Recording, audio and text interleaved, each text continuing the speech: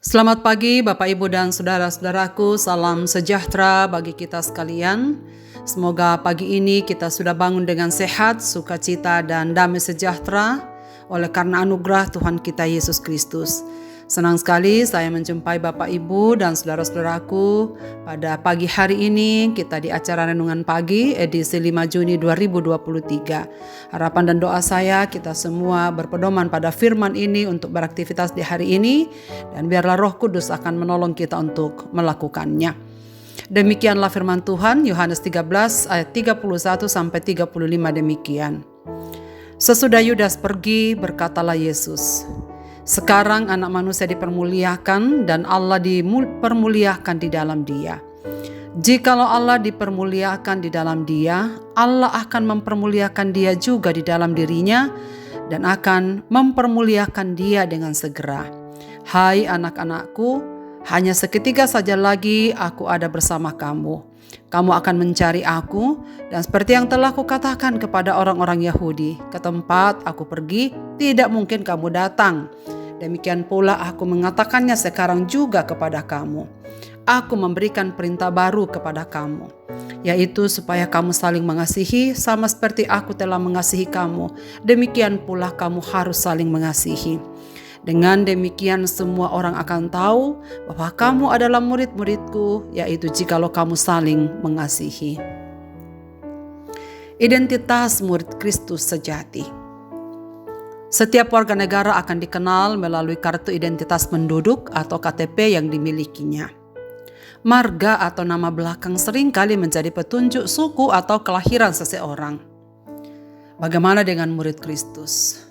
Sebagai murid Kristus, dengan apakah kita dikenali? Apa identitas utama yang membedakan para muridnya dengan yang bukan murid? Bukan banyaknya ayat-ayat Alkitab yang dihafalkan. Bukan juga dengan pemahaman doktrin yang komprehensif dan ortodoks. Ini memang penting, tetapi bukan itu pembedanya.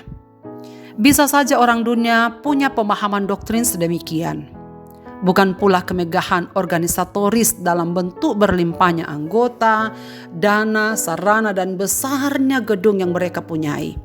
Walaupun ini memang baik, tapi organisasi dunia pun diizinkan Tuhan untuk memiliki hal-hal yang serupa. Dalam teks yang kita baca pada pagi ini, saudaraku, Tuhan Yesus sedang menjelaskan pembeda para murid yang sejati dengan yang bukan murid atau yang dari dunia ini, yakni kasih. Semua orang dapat berbicara tentang kasih. Namun kasih yang diajarkan Yesus Kristus lebih tinggi nilainya daripada semua bahasa kasih yang dikenal oleh manusia di bumi ini. Semua agama di dunia ini tanpa terkecuali, termasuk agama Yahudi, mengajarkan agar kita mengasihi sesama seperti diri sendiri. Namun hanya ajaran Yesus Kristus yang berbeda dari ajaran dunia. Orang percaya harus membedakan orang Kristen yang sungguh-sungguh dari mereka yang mempunyai pengakuan palsu dengan cara memeriksa kasih dan ketaatan mereka kepada Kristus dan kesetiaan kepada firman Allah yang suci. Sebab Yesus mengajarkan prinsip mengasihi bukan standar diri sendiri, tetapi standar yang lebih tinggi, yakni mengasihi sesama seperti Kristus telah mengasihi umatnya.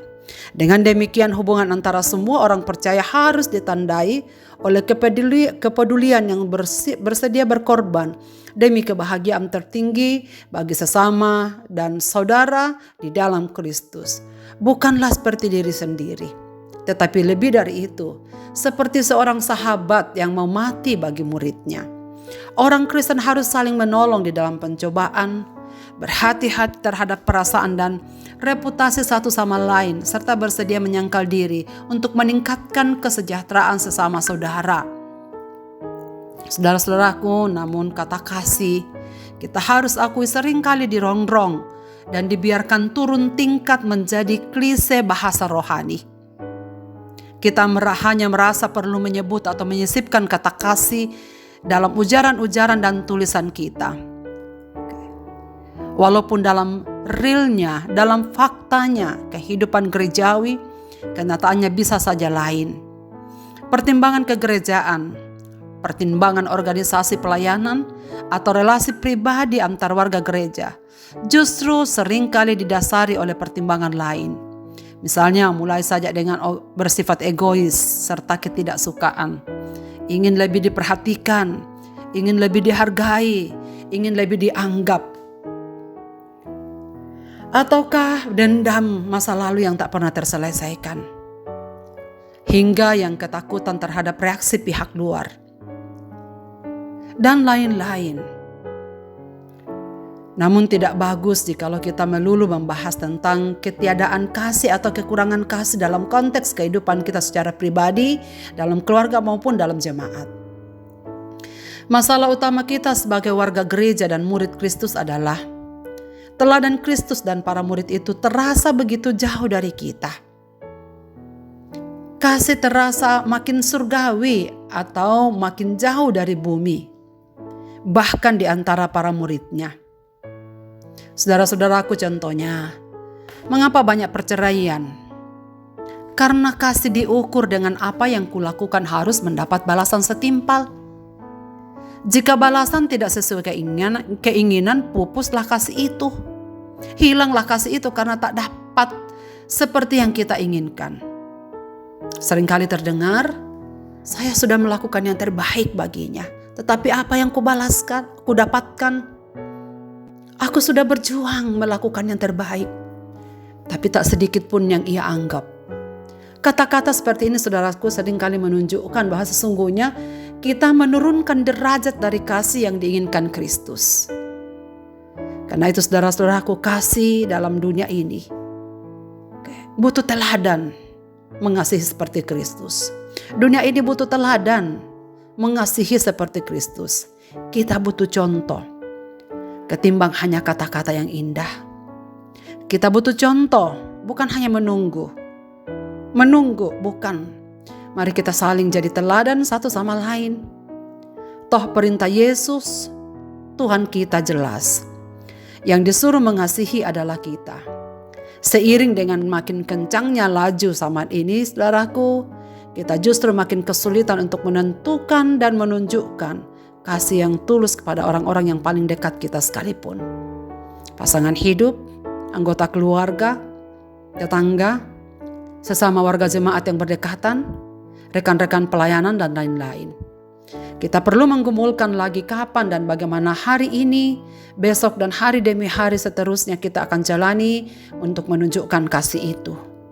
Marilah saudaraku, kita menunjukkan identitas kita sebagai murid Kristus. Belajar, berjuang, bagaimana mengasihi dengan pengorbanan seperti yang Kristus ajarkan kepada kita. Mari kita berdoa. Bapa di surga, terima kasih banyak untuk firman-Mu pada pagi ini. Kami sudah membaca dan merenungkannya.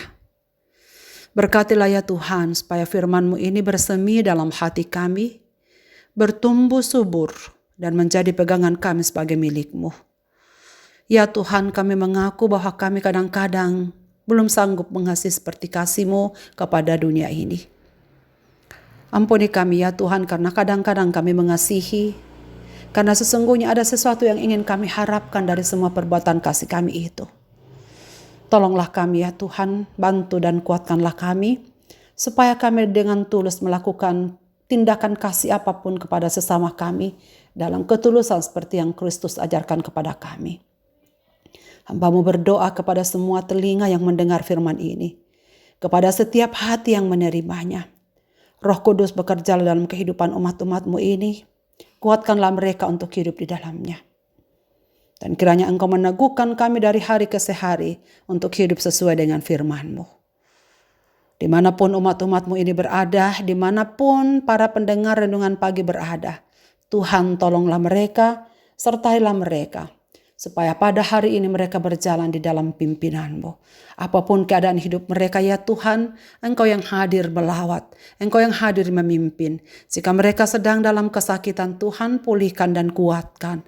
Jika mereka sedang dalam rasa sedih, Tuhan hiburkan mereka satu persatu.